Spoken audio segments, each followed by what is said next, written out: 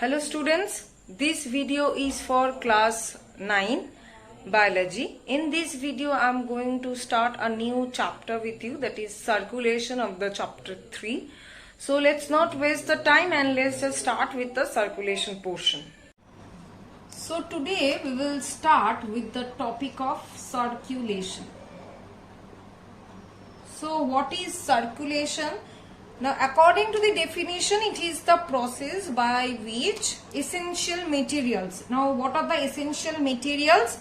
Essential materials like nutrients, oxygen, hormones. So, all are these essential materials. Hormones, waste products. These are being transported throughout our body. Okay. To different body parts by a fluid medium. This fluid medium is actually termed as the body fluid. Okay, that means through the body fluid all these things are being transported to our entire body parts. This is termed as circulation. Now, what are the medium or what are the fluid medium by which this transportation or this circulation is taking place? That fluid medium is actually water, blood and lymph.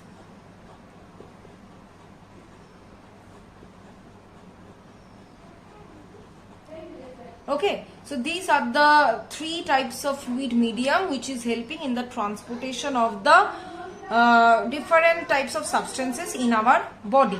Now this is all about circulation. Now we will move on to the topic of circulatory system. Now what is circulatory system? The organs or the parts of the body or the organs of the body which is helping in the entire process of the circulation, that all those organs togetherly constitute this circulatory system. So all the organs of the body which are helping in the process of circulation, that is termed as the circulatory system. Now what are the components of this circulatory system? First one is blood, which is our fluid medium or body fluid. Okay. Second one is blood vessels.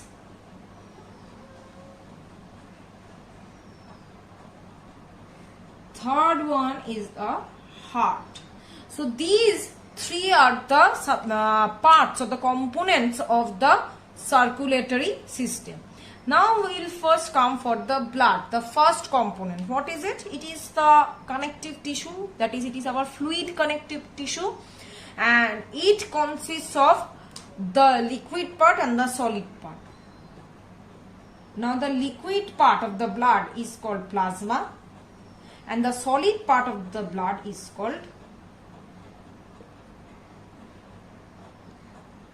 blood cells. Clear? So plasma and blood cells, they togetherly forming the blood.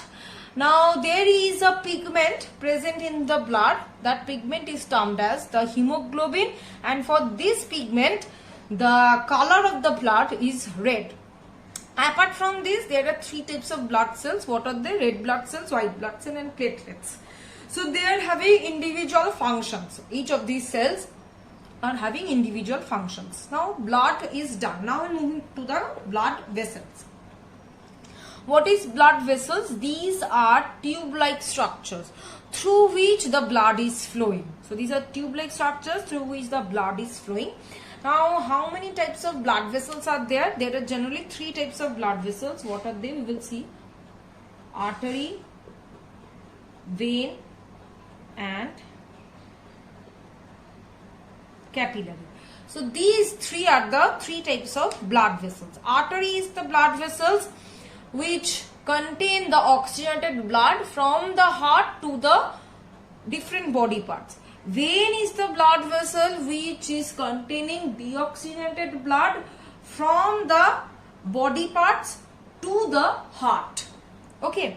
And capillary are the minute branches.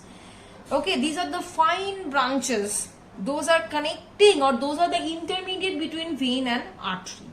Clear? Now another thing is that artery again divides and subdivides further to form some finer branches. Those are termed as arterioles. Okay, and these veins also go on division and produces many more branches. So those fine branches of veins are termed as venules. Okay, so this is all about the blood vessels. Now we will move on to the third part of the, or third component of the circulatory system, that is heart. It is the pumping organ. That means it circulates the blood throughout our body.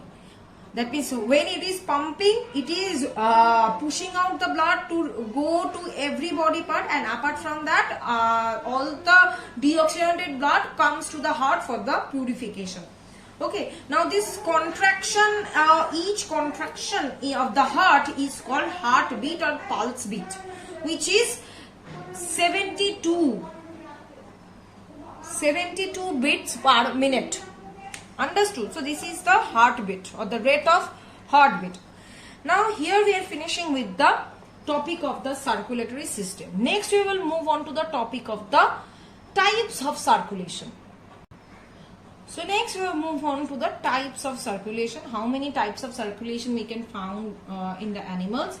One is closed circulation, another one is open circulation. So what are they? Closed circulation, open circulation, that we will see. So at first, open circulation, it is a type of circulation in which the blood will flow from the heart and will enter into the body cavity directly. It will not flow through the blood vessels, it will just move or will pour down into the body cavity directly. Example is cockroach or any kind of other insects.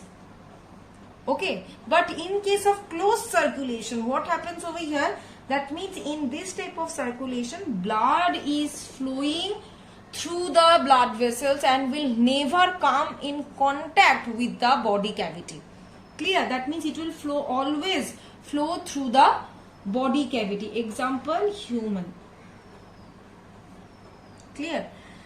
Now, closed circulation in human is being described in your book in page number 97. That you will see that how this circulation goes on in our body. First of all, organs, different organs in our body, they will give out which type of blood? Obviously deoxygenated blood.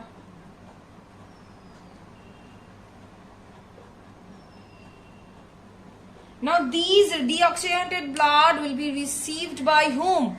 By the veins and ultimately by the vena cava, superior and inferior vena cava, right? From the veins it will move to the superior and inferior vena cava. Now from these vena cava, this deoxygenated blood will enter into the right atrium or the right auricle. Now from right auricle it will move to the right ventricle. Now from the right ventricle this blood will go for the purification through the pulmonary artery. Through pulmonary artery it will go where? It will go to the lungs for the purification of the blood. Now from the lungs it will again need to come back to the heart. So how it will come? It will come through the pulmonary veins. Okay. Now from these pulmonary veins the oxygenated blood, okay, the oxygenated blood will reach where? It will reach to the left auricle, or you can say left atrium. After left auricle it will go to the left ventricle.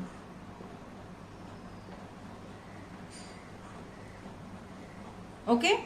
Now from the left ventricle, it will go where? It will go to the aorta, the largest artery of our body. Now from the aorta, this entire oxygenated blood will be distributed through different body organs. Clear? So this is the pathway which is showing that how the blood is being circulated in our body. Clear? So I hope till this much it is clear to you people. In the next video I will continue with the chapter. Thank you.